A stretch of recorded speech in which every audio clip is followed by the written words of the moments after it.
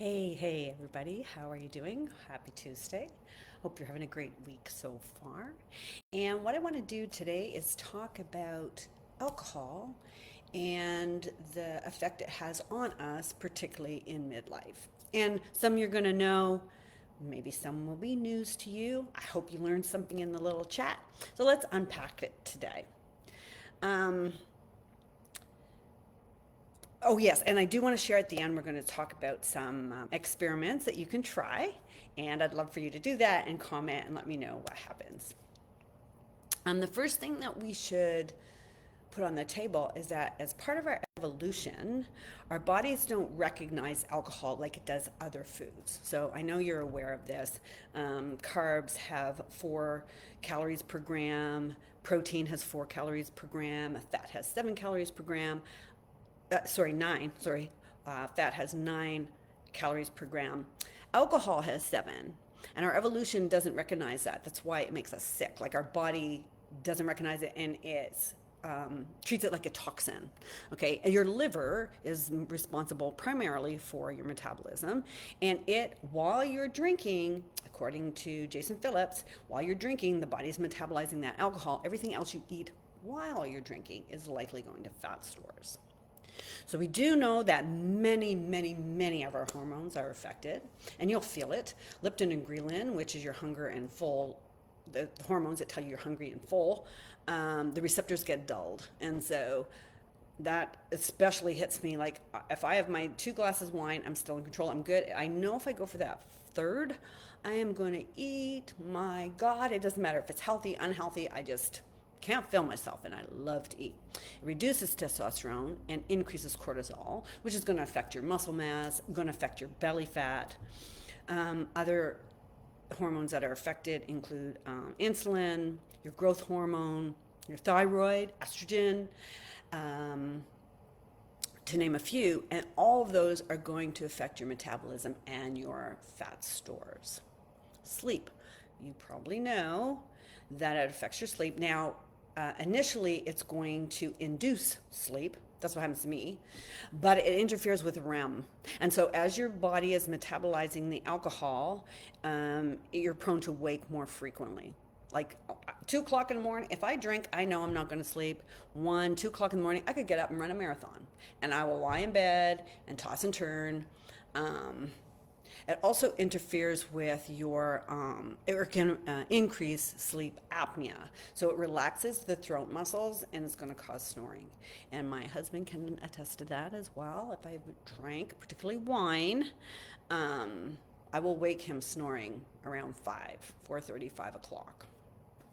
It interferes with your melatonin, which affects your circadian rhythm, which is another hormone I didn't list above.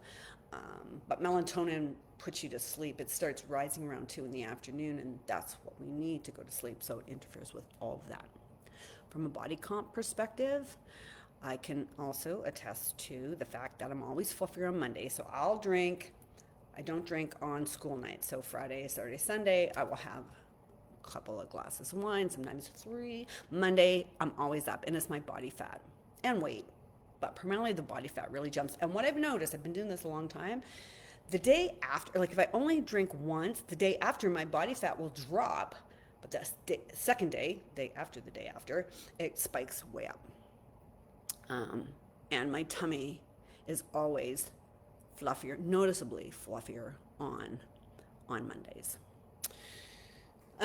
Women metabolize alcohol differently than men, and older women metabolize alcohol differently than younger women. And the studies have proven this.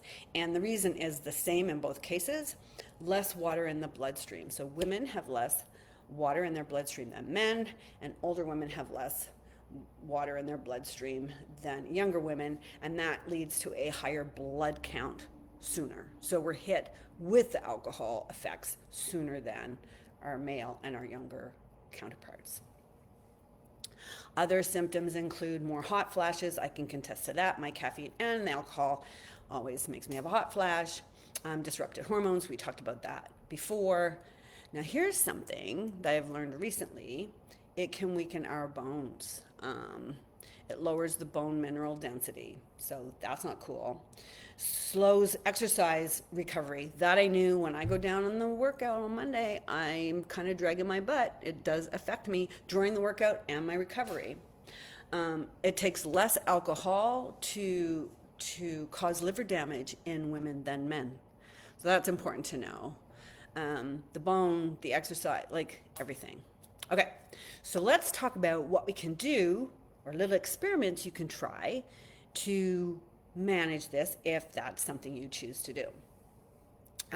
You could eat first, so have your meal, half an hour later, then have your wine, provided it's not too close to your bedtime, because we know it can affect us. Stay hydrated. This is one of my favorite. For every glass of alcohol, have a glass of water, and so that will subdue all those symptoms. That one, if I'm disciplined, that one I do like to do, and it keeps me, like I said, if I have 2 glasses of wine, I'm pretty good. I'm still in control. I'm not affected too much. If I go for that third one, I know it's going to be not pretty. And if I drink between them, it helps me stay in control. Experiment with different types to see if you have fewer symptoms. And I can contest to this as well. I've noticed that if I drink beer, I don't want as much, and I don't suffer the symptoms. So what I've gotten the habit of doing, like Saturday, I've shared this before, Saturday night is our healthy nacho night. Oh, there's my hubby coming home.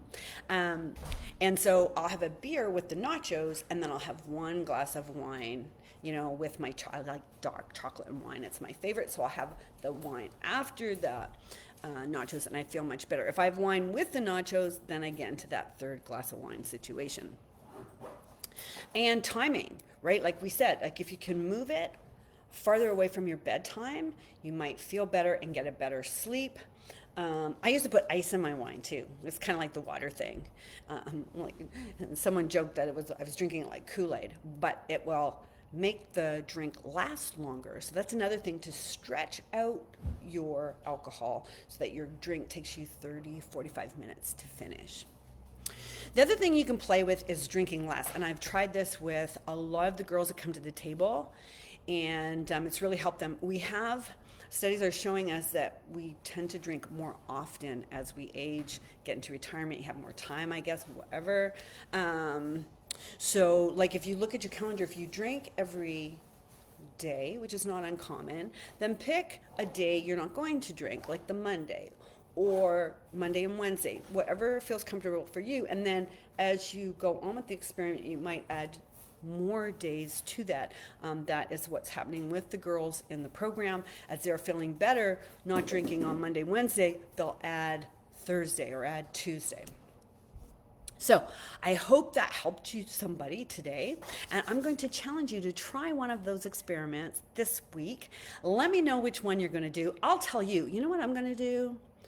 Okay, and I'm going to say, because I only drink on the weekend, I'm going to say for this month, what are we? Sorry, end of July. For August, I'm going to have beer with my nachos only, and then a wine after.